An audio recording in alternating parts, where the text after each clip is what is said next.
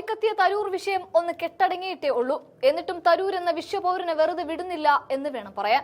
തരൂർ കോൺഗ്രസിലോ BJPയിലോ എന്ന വലിയ ചോദ്യങ്ങളും, തരൂർ BJPയുടെ ഉപരാഷ്ട്രപതിയോ, തരൂർ ഗാന്ധി കുടുംബത്തിനെതിരെ നീങ്ങുന്നുവോ, തരൂർ മോദി സ്തുതി പാലകനായി മാത്രം മാറുന്നു തുടങ്ങിയ വലിയ വലിയ പൊല്ലാപ്പുകളും ചോദ്യങ്ങളുമായിരുന്നു കഴിഞ്ഞ കുറച്ചു ദിവസങ്ങളായിട്ട് നമ്മൾ കാണുകയും കേൾക്കുകയും ചെയ്തത്.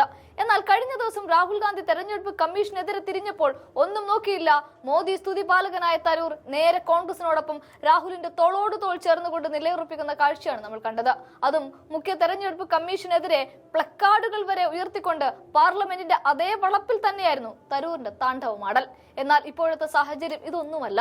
സത്യം പറഞ്ഞാൽ അത് നർമ്മത്തിൽ പൊതിഞ്ഞ ഒരു പോഡ്കാസ്റ്ററുടെ പോഡ്കാസ്റ്റ് മാത്രമാണ്.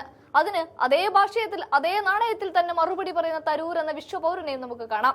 പറഞ്ഞു വരുന്നത് രാജ്യസഭാ MPയും ശിവസേനയുടെ ഉദ്ധവ് താക്കറെ വിഭാഗം നേതാവുമായ പ്രിയങ്ക ചതുർവേദിയെ കുറിച്ച് മാധ്യമപ്രവർത്തകർ നടത്തിയ സാരി ഉടുത്ത ശശി തരൂർ എന്ന പരാമർശത്തിൽ പ്രതികരിക്കുകയാണ് ഇപ്പോൾ ശശി തരൂർ.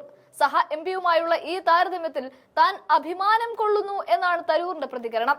ANI പോഡ്കാസ്റ്റിനിടെ മുതിർന്ന മാധ്യമപ്രവർത്തക സ്മിത പ്രകാശാണ് സാരിയെടുത്ത ശശി തരൂർ എന്ന് പ്രിയങ്കയെ വിശേഷിപ്പിച്ചത്. പ്രധാനമന്ത്രി നരേന്ദ്രമോദിയുമായി പ്രിയങ്ക ചതുർവേദി ഈ അടുത്ത് നടത്തിയ കൂടിക്കാഴ്ചയെക്കുറിച്ച് ചോദിക്കുകയായിരുന്നു സ്മിത. ഈ കൂടിക്കാഴ്ചയ്ക്ക് പിന്നാലെ പ്രിയങ്ക ചതുർവേദി പാർട്ടി മാറിയേക്കുമെന്ന അഭ്യൂഹങ്ങളും ശക്തമായിരുന്നു. ചിലപ്പോൾ ആളുകളെ ദേഷ്യം പിടിപ്പിക്കാൻ തനിക്ക് ഇഷ്ടമാണ് എന്ന് പ്രിയങ്ക ചോദ്യത്തിന് മറുപടിയും നൽകുന്നുണ്ട്. കാരണം അവർ തന്റെ ജീവിതത്തിൽ അത്രയധികം ശ്രദ്ധിക്കുന്നു. താൻ അടുത്തതായി എവിടേക്കാണ് പോകുന്നത് എന്നൊക്കെയാണ് അവർ ചിന്തിക്കുന്നത്.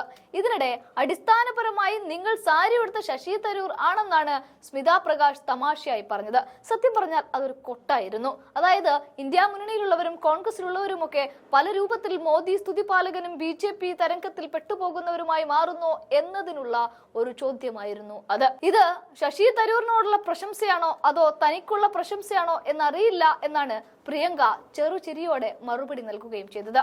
ഇക്കാര്യം തരൂരിനോട് പറയണമെന്നും പ്രിയങ്ക കൂട്ടിച്ചേർക്കുന്നുണ്ട്. ഇതിലാണ് ഇപ്പോൾ തരൂരിന്റെ പ്രതികരണം വന്നിരിക്കുന്നത്. നന്ദി പ്രിയങ്ക, എല്ലാ നിലക്കും ഇതിനെ ഒരു പ്രശംസയായി കാണുന്നു എന്നാണ് ആ വീഡിയോ സഹിതം പങ്കുവെച്ചുകൊണ്ട് സാമൂഹിക മാധ്യമമായ Xൽ തരൂർ കുറിക്കുന്നത്. ഓപ്പറേഷൻ സിന്ദൂറിന് ശേഷം ഇന്ത്യയുടെ നിലപാട് വ്യക്തമാക്കാൻ വിദേശത്ത് പോയ പ്രതിനിധി സംഘത്തിൽ ഉൾപ്പെട്ട വ്യക്തിയാണ് പ്രിയങ്ക ചതുർവേദി. ഇതേക്കുറിച്ചും ആവർത്തിച്ചവർ പ്രതികരിക്കുന്നുണ്ട്.